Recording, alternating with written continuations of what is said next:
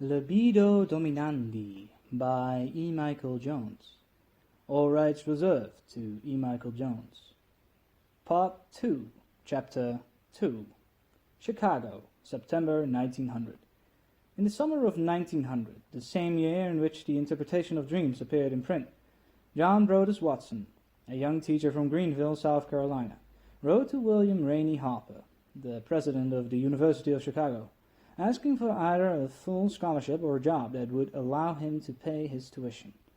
Watson, who had received his undergraduate degree at the distinctly lesser-known Furman College, a religious institution for the education of Southern Baptist preachers, now wanted to attend what he termed, quote, a real university, end quote, because he wanted to make his way in the world, and, at the dawn of the 20th century, it was becoming obvious that education was the key to success. Watson had grown up in what might be termed the archetypical American family, if the adventures of Huckleberry Finn can be termed the archetypal American novel. His mother, who had died on July the 3rd, 1900, right around the time he wrote his letter, he had the moral fervor of the widow Douglas, while his father resembled Pap, not only because of his heavy drinking, but also because he would periodically disappear into the wilderness to spend time with one or the other of his Indian concubines. Then when John was 13, Pickens Watson, his father, disappeared for good, leaving his son to be raised by a mother steeped in the emotional religion typical of that region. Both parents would leave their mark on Watson, who would become a heavy drinking womanizer who was dedicated with all of the fervor of Southern Baptist with all the fervor of a Southern Baptist preacher to the new religion of science in general and behaviorist psychology in particular. In many ways, who was born in 1878, was the typical man of the 1880s generation, the prototypical generation of, quote, moderns, end quote, who came into their own in the decade following World War I as a result of the social dislocation that war brought. All of the, quote, moderns, end quote, were fervent believers in scientific materialism and tried to shape the world to their newfound faith with all the zeal of the early apostles. Quote, "You will find me an earnest student," end quote, Watson wrote to Harper, and in this he was telling the truth. Perhaps because a Baptist seminary provided him with a background in Latin and Greek, Watson initially hoped to study philosophy under John Dewey. We know this because he wrote to Dewey at around the same time he wrote to Harper. By the time Watson's application landed on the president's desk, John Dewey was in the middle of a 10-year stay at the university and at the apogee of his influence there. Under Dewey, Watson took a course on Kant, twice as a matter of fact, and at the end of both could make neither heads nor tails of the critique of pure reason.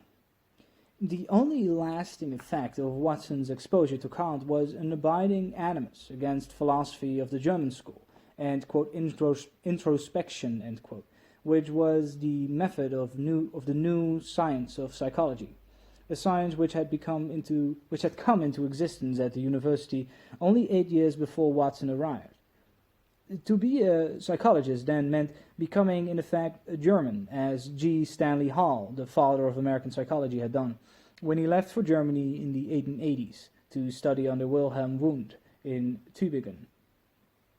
Germanic introspection is a long way from the disinterested contemplation of the truth, which was the goal of the classical philosophical tradition, but it was still too far removed from the American penchant for action and results that characterize both John Dewey and John Watson.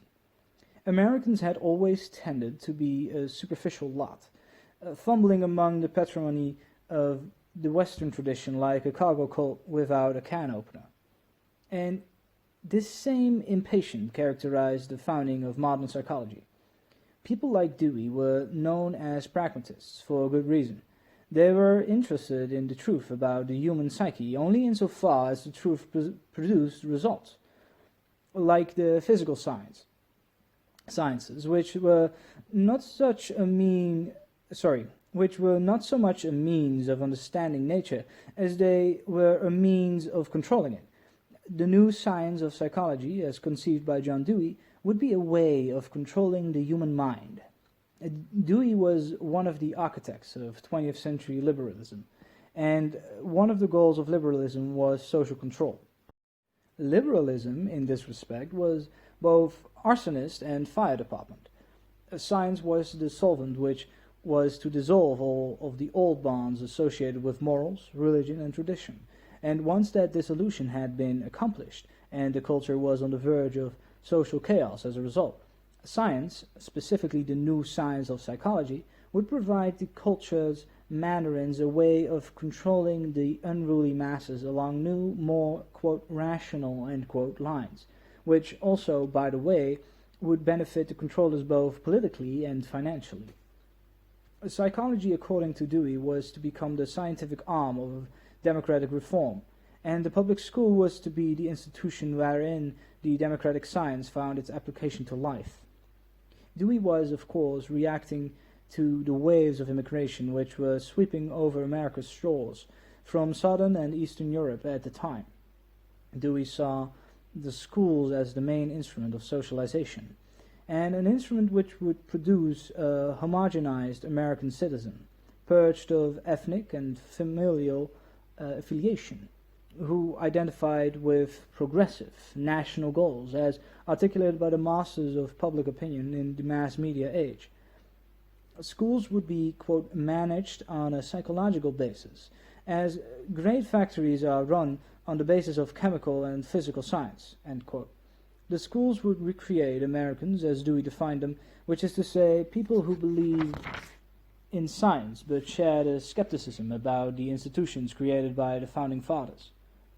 This skepticism would find its way into the writings of fellow liberals like Walter Lippmann, Herbert Croly, and the rest of those who found their apotheosis with the founding of the New Republic and the coming of Woodrow Wilson's Wall. The University of Chicago had come into being the year before the Chicago Exposition of 1892, with the financial backing of John D. Rockefeller, and, like its patron, the university was more interested in results than disinterested contemplation. Watson, because of his temperament, imbibed the imperatives of Enlightenment science with an avidity which soon impressed his teachers. He abandoned his career in philosophy almost immediately, and substituted in its place an interest in psychology, which was being defined in almost exclusively mechanistic terms. Under the tutelage of Jacques Loeb, who experimented with the artificial insemination of sea urchin eggs, he learned that man was an, quote, organic machine, end quote, which would soon be replicated in the laboratory, as soon as a few physiological details had been worked out. It was Mary Shelley's vision of Frankenstein, purged of all the humanist misgivings and the sad lessons with which the sexual revolutionaries of 80 years before had learned in the expensive school of experience. Since man was a biological machine with no, quote, instincts, end quote, much less an immortal soul, he was a complete tabula rasa, completely formed by the intersection of his experiences with his biology.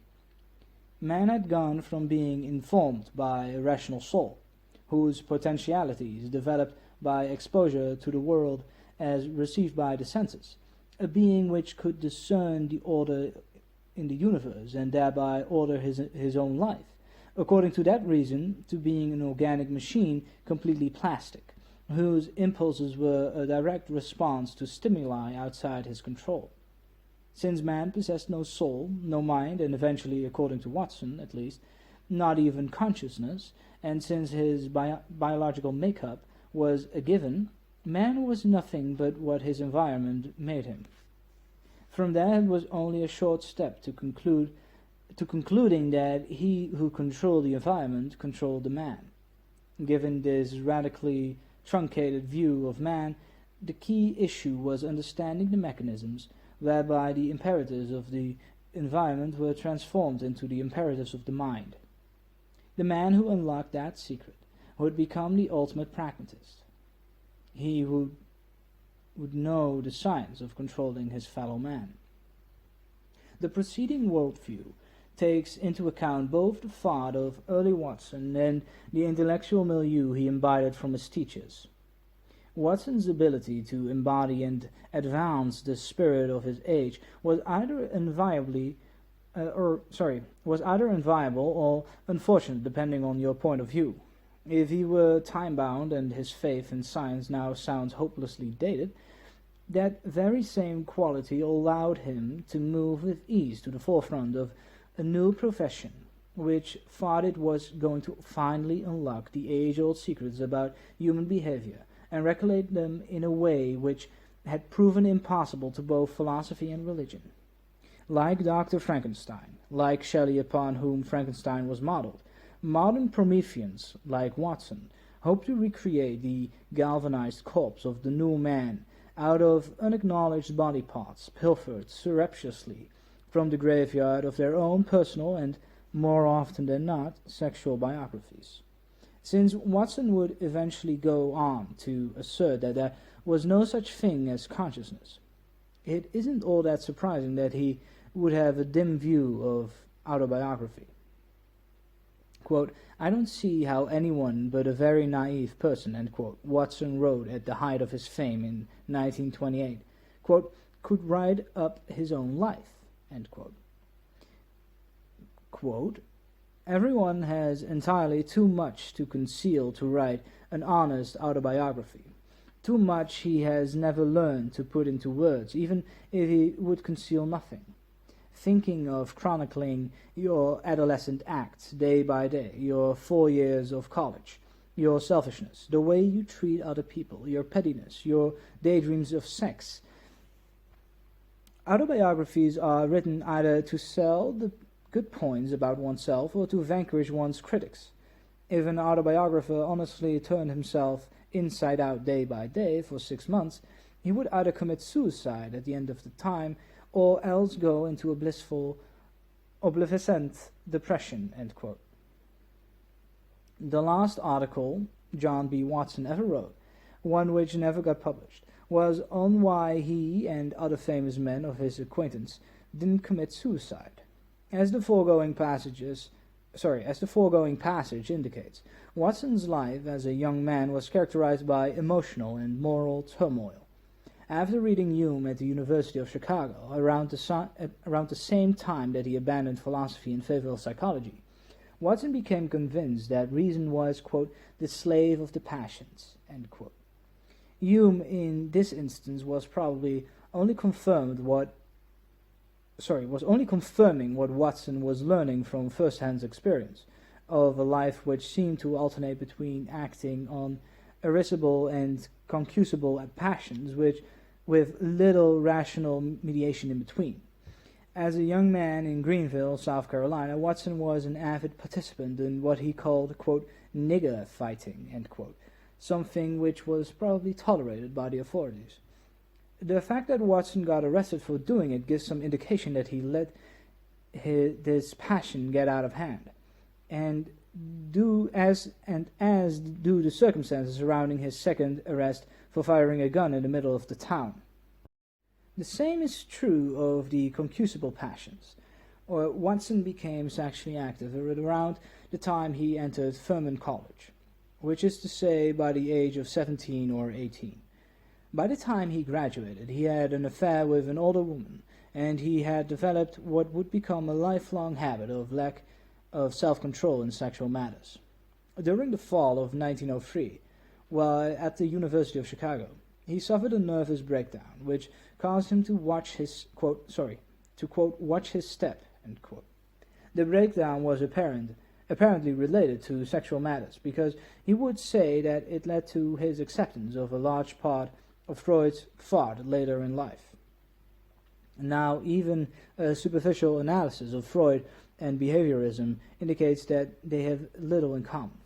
Yet, when it came to matters sexual, Watson was a Freudian who felt that things like the Oedipus complex could be traced to bad habits acquired in the infant's earliest conditioning.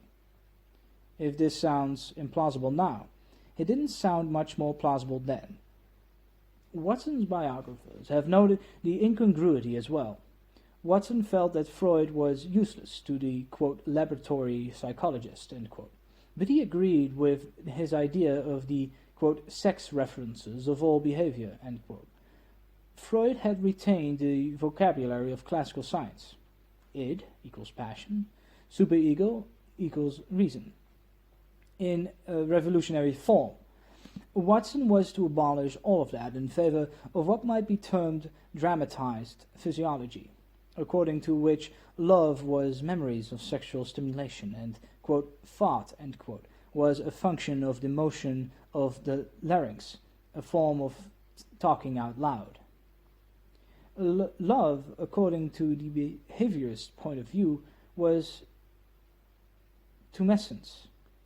Yet, when it came to explaining his own sexual behavior, Watson found Freud more satisfying than his own behaviorism. The reason is simple enough. Ultimately, the congruity between Freudianism and behaviorism was political and not scientific. Both Watson and Freud were revolutionaries using science as a cover for their war on the moral order, as manifested in their minds by Victorian society. Quote, what behaviorism and psychoanalysis ultimately had in common was a belief in the plasticity of human nature and in the temporality of social institutions. This signified a break with the values of Victorian society. Standards of conduct that had been set and enforced by community and church were being replaced by an ethos that stressed self-fulfillment and personal gratification. Far from being liberating, however, this shift had the effect of casting the individual adrift in a sea of shifting values that were determined more and more by styles of consumption, end quote. After his nervous breakdown in the fall of 1903, Watson attempted to resolve the sexual conflicts in his life by getting secretly married to a 19-year-old undergraduate by the name of Mary Ickes on December the 26th of the same year. Watson was always a sucker for adoring undergraduates, and apparently married Ickes on the rebound from being spurned by Vida Sutton, another student. When Sutton returned to say that she was having second thoughts about Watson's proposal, an affair ensued.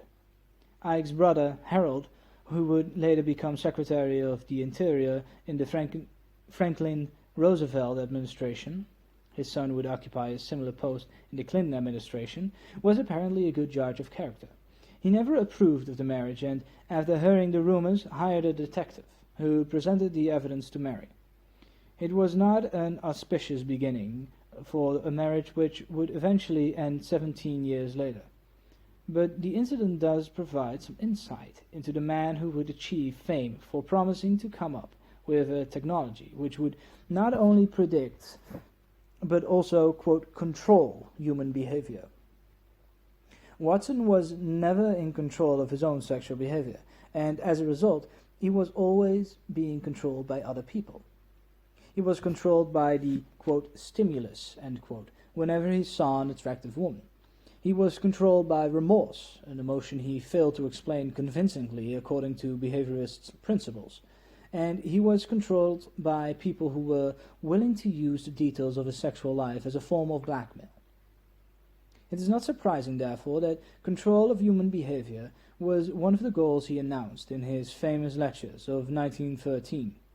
In the book based on them, known as Behaviorism, Watson insisted that psychology was a, quote, purely objective, experimental branch of natural science, end quote, with its, quote, theoretical goal, end quote, being nothing less than the, quote, prediction and control of behavior, end quote. Watson's interest in controlling behavior was rooted in his own life, primarily his sex life, which was more often than not out of control. God, Sigmund Freud once said, was an exalted father. Watson must have taken this dictum to heart. He abandoned religion because his father had abandoned it before him. Morals were associated with religion, which Watson associated with his emotional mother. Morals had failed both in his father's life and in his own as a normative guide to behavior. Science then was the only option that could offer the control of behavior, which Watson so desperately sought. Psychology would provide a technology of control once Watson had jettisoned the philosophical baggage of the past and had discovered an empirical law based on animal behavior. Control of nature would then lead to control of human nature, since humans were organic machines like rats anyway. Watson's sexual impulses were, in ways he cared not to admit, closely analogous to the responses he could measure in rats. They were completely other-directed. Rather than admit that he had no self-control, Watson decided to create a psychology where the concept of self-control had no meaning. Quote, "I get rather disgusted sometimes," end quote, Watson wrote to Robert M. Yerkes, the famous primatologist, quote, "with trying to make the human character amenable to law," end quote. The statement is either poignant or arrogant, depending on how it is taken. Poignant if seen in response to his own lack of self-control. Arrogant when seen as an attempt to project his own failings onto mankind as a whole. Harold Ickes was correct in his assessment of Watson. Watson had no character, if by character we mean the ability to take rational control of passion on a consistent and dependable basis. Rather than admit his own failures, Watson decided to remake mankind in his own image. Man was now remade in the image of the superficial American, a man with no interior life, no morals, nothing but a seething mass of desires and fears that could be manipulated at will by those who knew how to control his passions. Man was an empty vessel, a tabula rasa, upon which advertisers could write their texts. In the name of freedom, his passions could be manipulated into a bondage congenial to those who controlled the instruments of public opinion. Science was the mantra which Homo Americanus chanted to himself to assure himself that his bondage was really freedom. This should not be surprising, given Watson's view of what psychology was and what man was. Ultimately, John Watson was what he described, a response to a stimulus. His sex life was the model of behaviorism. Homo Americanus gave up inner directedness and rejoiced in becoming, like Watson, simple reaction to sexual stimuli. Once certain influential classes of Americans made this decision to jettison sexual morals, science was the only way of gaining control where morals had failed. There was only one problem. For both Watson, the behaviorist, and Watson, the man, there was no such thing as self-control. This meant that behaviorism could explain reaction, but it could never explain action. In this it laid bare the ultimate stupidity of American pragmatism, a philosophy which eschewed what it considered to be outdated, quote, metaphysical, end quote, concepts like truth in exchange for results based on action, but then was unable to explain what action was because action, as opposed to reaction, was always based on reason and its ability to apprehend transcendental values, like the true and the good. In addition to being a tacit admission of the moral failures which Watson the man had accumulated during his life of sexual indulgence, behaviorism was a contradiction in terms as well. It could never explain the thing it was based on. He could never explain action. It only made sense in a world of controllers, which is why it proved congenial to the liberals and the world they would eventually build on the ruins created by World War I. John B. Watson, in spite of rejecting the South, its religion and its traditions, would remain forever the farm boy from South Carolina, no matter how sophisticated his environment became. Shortly after he got his job on Madison Avenue, he bought a farm in Connecticut. His definition of happiness was being lost in activity, a fitting description for an American pragmatist, and he soon lost himself in the activity of raising animals and building ponds, all of the things he had left behind as a boy. Watson was always more at home with animals than he was with human beings, and during the first decade of the 20th century, he spent much of the time studying animal behavior. In addition to rats in the lab, he studied birds on the dried tortugas. His goal was to get at the basic building blocks of human behavior and begin creating out of them a psychology which would explain the things he found so troubling in his own life. Quote, emotions, end quote, according to Watson, quote, when properly used, can be made to serve us rather than to destroy us, end quote. This statement leads one of the biographers to opine, quote, the terrifying specter of annihilation that he posed as the grim alternative to the subordination of emotions helps to explain his obsession with their control. Watson especially feared the unbridled release of mass emotion. One of his favorite targets for criticism was evangelical Christianity, especially as manifested in the increasing number of large urban-centered revivals. Quote, every psychopathic clinic and hospital in the city feels the strain of a big revival meeting, end quote, Watson remarked to sociologist William I. Thomas. Watson, who had so ostentatiously discarded those values when he embraced modern urban life, registered his disapproval in clear, shrill tones. Religion, after all, Watson argued, was but an outmoded form of social control, end quote. Watson felt that religion was a form of social control because in a world where there is no action, everything is a form of social control. Given his psychology of stimulus/response, a psychology which can't explain action because it can't admit reason, reaction is the only thing man can do. And if all man can do is react, his life is nothing but response to stimuli controlled by others. Behaviorism is, therefore, not a psychology at all. It is a technology of psychic control. It doesn't explain why men act, but it does give a seemingly plausible explanation of how men may be controlled, which is why it proved congenial to the powers that were seeking to transform America from a republic of yeoman farmers into an empire of mindless consumers. Watson rode the crest of that political wave.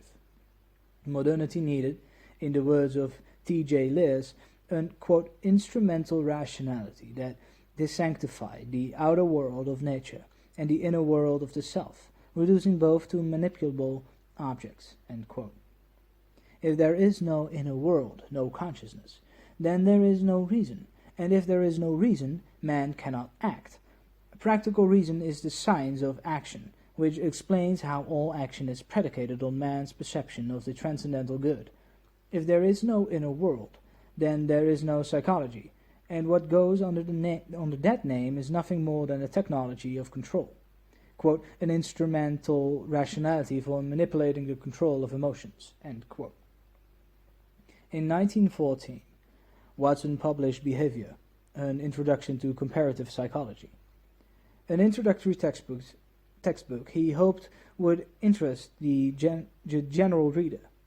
The, quote, technological, end quote, aspects of new psychology were apparent almost from the beginning of the book. Quote, the interest of the behaviorist in man's doings, end quote, Watson wrote, quote, is more than the interest of the spectator. He wants to control man's reactions, as physical scientists want to control and manipulate other natural phenomena. It is the business of behavioristic psychology to be able to predict and to control human activity, end quote. Man, according to the view Watson learned on the loop at the University of Chicago, was best thought of, quote, as an assembled organic machine ready to run, end quote. And the mind or the soul? The answer is equally glib. Quote, we can throw all of our psychological problems and their solutions into terms of stimulus and response, end quote. Yet even in Watson's rush to turn psychology into the psychic equivalent of chemistry and physics, the personal still intrudes. In behaviorism, Watson describes, quote, wives who do not understand sex hungers from which there is no escaping. For example, marriage to an invalid or insane husband or wife, malformations of the body, permanent inferiorities, and the like, end quote, as problems now well within the realm of the solvable. By the end of his book, Watson tells us that, quote, someday we shall have hospitals devoted to helping us change our personality, because we can change the personality as easily as we can change the shape of the nose, only it takes more time, end quote. Until that time, however, quote, the reactions that we now make to the permanent stimuli are often abortive, inadequate for adjustment. They wreck our constitutions and may make us psychopathic, end quote. Watson here refers to his own nervous breakdown, his wife, quote, who does not understand, end quote, and conditioning as an escape from his, quote, sex hungers from where there is no escaping, end quote. Watson here refers to his own nervous breakdown, his wife, quote, who does not understand, end quote, and conditioning as an escape from his, quote, sex hungers from where there is no escaping, end quote. The personal, however, takes a back seat to the political. Behaviorism will solve social problems by making psychologists into social engineers. And it is to this possibility that John Dewey reacted so enthusiastically, announcing that he was a, quote, well-wisher, end quote, of behaviorism. Dewey welcomed the political implications of behavioral psychology, seeing in it not only a refutation of those who claimed there was a fixed human nature, quote, the ultimate refuge of the stand-padder, end quote, but also the fulfillment of Condorcet's prophecy of a, quote, future in which human arrangements would be regulated by science, end quote. Ultimately, it was the liberal social science establishment, with its interlocking network of grant-giving foundations and organs of public opinion, which spread Watson's idea, and Watson made contact with this network early on. In the fall of 1908, Watson joined the faculty of Johns Hopkins University in Baltimore, Maryland. Shortly after his arrival, Watson's mentor and co-worker in the nascent science of behaviorist psychology, John Mark Baldwin, was caught quite literally with his pants down when police raided a Negro brothel he was frequenting. Baldwin was soon thereafter forced to resign, and as a result, Watson became head of one of the most prestigious psychology departments in the country, and editor of the equally prestigious Journal of Animal Behavior, which he founded with Robert M. Yerkes.